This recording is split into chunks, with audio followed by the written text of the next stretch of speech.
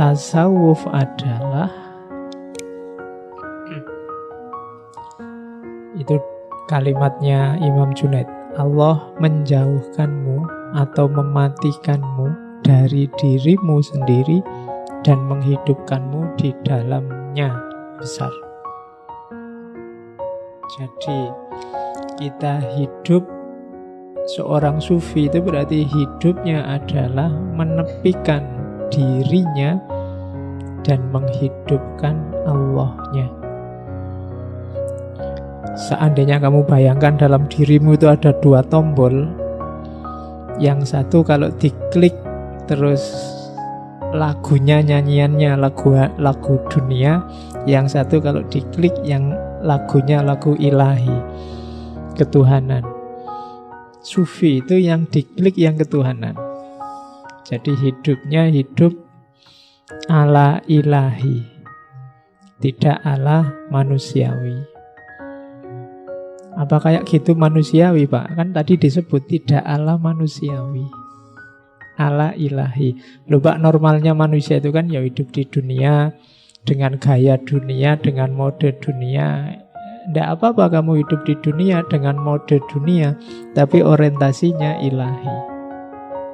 Apapun yang kamu lakukan, apapun yang kamu kerjakan, ya memang medianya media duniawi, perangkatnya perangkat duniawi, modalnya duniawi, tapi arah tujuan targetnya harus ilahi. Ngaji ini kan duniawi. Kamu butuh baju, kamu butuh kendaraan, kamu butuh kopi, kamu butuh gelas, kamu butuh laptop, kita butuh LCD. Ini kan duniawi semua. Tapi barang-barang duniawi ini kita ajak untuk mengilahi, untuk merohani. Kalau kopi itu kamu ajak melekan nonton sepak bola misalnya, itu kamu ajak duniawi. Tapi kalau kopi kamu jadikan media untuk melekan ngaji, bukan ngaji filsafat lah, nggak mungkin kamu melekan ngaji filsafat. Ya. Jadi kalau melekan ngaji Quran misalnya, kamu ajak dia merohani, mengilahi. Kalau motormu kamu ajak jalan-jalan ke mall, ya dia sedang menduniawi. Tapi kalau kamu ajak ke masjid untuk jamaah, dia kamu ajak untuk merohani, mengilahi. Nah, hidupnya seorang sufi itu seluruh aspeknya dibawa untuk hidup di dalamnya. Itulah yang disebut mengilahi. Kalau kalian nanti belajar mengolah rohanimu, mengilahi, jiwamu akan tertempa. Diilustrasikan di kalimat yang kedua itu. Jadi tasawuf itu menempa jiwa. Katanya Imam Junaid, kita tidak menjalankan tasawuf dengan banyak bicara saja. Qila wa qala, al-qil wal qol. Kita kan seneng belajar tasawuf. Kadang-kadang kita mimpi pengen jadi sufi, terus punya karomah apa, terus bisa menaklukkan orang, bisa menyembuhkan orang, macam-macam cita-citamu. Tapi kebanyakan hanya qila wa qala. Kita hanya wacana. Kalau pas ngaji kayak gini, bayanganmu sufi aku ini. Pokoknya ya ngono. Cuma ya pas gini aja wacana. Begitu nanti pulang ya balik kayak asale. Tadinya apa, ya besok apa, kembali lagi begitu. Itu namanya qila wa qala. Hanya ngomong saja. Sudah bolak-balik ngaji tema sufi, ya jiwamu ndak nyufi-nyufi. Keseharianmu juga ndak berubah.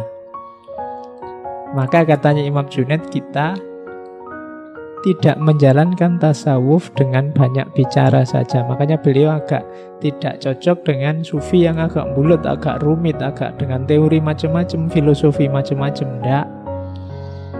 Praktek saja sudah.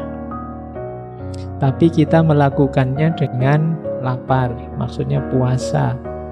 Meninggalkan senang-senang di dunia, kelezatan dunia. dan melepaskan segala hal yang menyenangkan dan indah. Karena tasawuf adalah kemurnian hubungan dengan Allah yang dasarnya menghindari kesenangan dunia. Jadi sufi itu hidup di dalam Allah dan praktekkanlah, jangan cuma diteorikan. Itu tuntunan dari Imam Junaid. Kalau sukses, di situ nanti lahir Islam yang rahmatan lil alamin.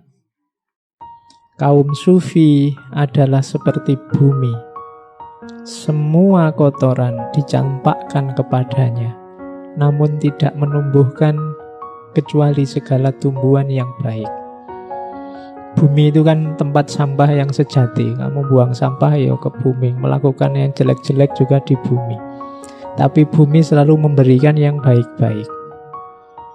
Dia memberi tumbuhan yang baik-baik. Makanan kita sumbernya sebagian besar dari bumi. Jadi karakternya sufi yang pertama, meskipun banyak kotoran diberikan padanya, selalu yang baik-baik diberikan. Kalau ada orang mencaci maki kamu dan kamu balesnya juga caci maki, ya berarti kamu normal, bukan sufi. Kalau sufi diberi yang jelek, yang dikembalikan yang baik. Simbolnya bumi. Simbol bumi yang lain berarti apa? Diinjak orang soleh maupun orang munafik, dia tetap stabil. Sebagaimana mendung, dia juga memayungi segala yang ada. Seperti air hujan, dia mengairi segala sesuatu. Jadi jiwanya sufi itu stabil. Diinjak orang soleh ya biasa, diinjak orang munafik juga ya biasa. Bumi itu kan tidak pilih-pilih. Kan tidak mungkin orang munafik menginjak terus buminya tidak mau diinjak kan enggak. Ya tetap silahkan siapa yang butuh menginjak. Kayak mendung juga begitu. Mendung itu kan dia menaungi siapapun, kan dia tidak pilih-pilih. Air juga begitu, hujan kan juga begitu. Hujan itu ya semua dikasih air, dikasih hujan. Tidak kok, wah orang kafir itu tidak usah lah. Terus pas orangnya ini tidak kena hujan kan tidak. Semuanya juga kena. Jadi itu yang disebut rahmatan lil alamin. Jadi dia jadi rahmat bagi siapapun, tidak pilih-pilih. Nah, kalau kalian nyampe level ini, jiwamu jiwa sufi sudah. Jadi analoginya, simbolnya bumi.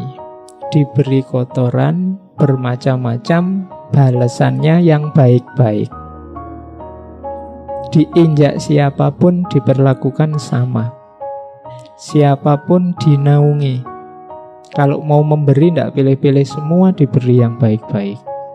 Itu simbolnya bumi. Yang ketiga, jika engkau melihat seorang sufi menaruh kepedulian kepada penampilan lahiriahnya, maka ketahuilah wujud batinnya rusak. Kalau dua yang atas paragraf itu menunjukkan jiwa sufi, hati-hati yang ketiga ini jiwa bukan sufi. Orang yang sibuk dengan penampilan lahiriah. Jadi orang yang sibuk dengan hal-hal yang duniawi, yang kelihatan. Kalau sudah sibuknya itu berarti batinnya rusak. Apa ndak boleh Pak pakai baju yang bagus, pakai baju yang pantas, yang sopan? Boleh, tapi jangan sibuk di situ. Kalau yang kamu pedulikan, kamu sibukkan hanya itu, itu ciri-ciri batinnya sudah rusak. Jadi jiwa sufi itu berarti apa? Selalu menaungi, membantu siapapun, memberi yang baik pada siapapun, dan tidak sibuk dengan hal-hal lahiriah, atribut-atribut duniawi. Kalau kalian punya kualifikasi ini berarti jiwamu jiwa sufi.